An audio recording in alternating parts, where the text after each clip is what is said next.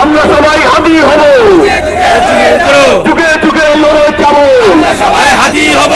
এ পর্যায়ে আপনাদের সামনে সংক্ষিপ্ত বক্তব্য রাখছেন ইকবাল হোসেন রিপন। ইকবাল হোসেন রিপন বৈষম্য বিরোধী ছাত্র আন্দোলনের। বিসমিল্লাহির রহমানির রহিম। এখানে অনেক বলার আছে, সবচেয়ে যেটা গুরুত্বপূর্ণ কথা আমি বলতে চাই, খুব সাধারণ ভাষায় তরুণ প্রজন্মের জন্য আমাদের যে আইডল হতে পারে ইসলামিক দিক, সামাজিক দিক, মানবিক দিক, শিক্ষাগত দিক, প্রতিবাদী দিক, বিপ্লবী সবকিছুর এক জ্বলন্ত উদাহরণ আমাদের হাদি ভাই। এই যুগের যে আমরা তরুণরা আছি, আমরা যদি ইসলামিক দিকে শিখতে চাই, সে ফজরের নামাজের পরে নির্বাচনে ক্যাম্পেইন করেছে, দেখেন নাই? যেমন একজন লোক তার টাকা নাই, ছাত্র মানুষ ইলেকশন করবে কোথায়, চাঁদাবাজি তো আরো করবে না।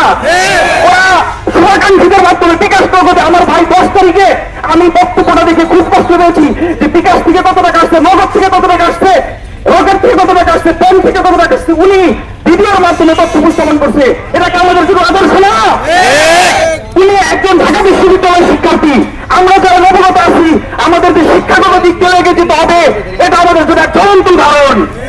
উনি কিন্তু বই পড়ার প্রতি অনেক বেশি সিরিয়াস ছিল। উনি কিন্তু একটা বড় লাইব্রেরি বা সাংস্কৃতিক প্রতিষ্ঠান ছিল।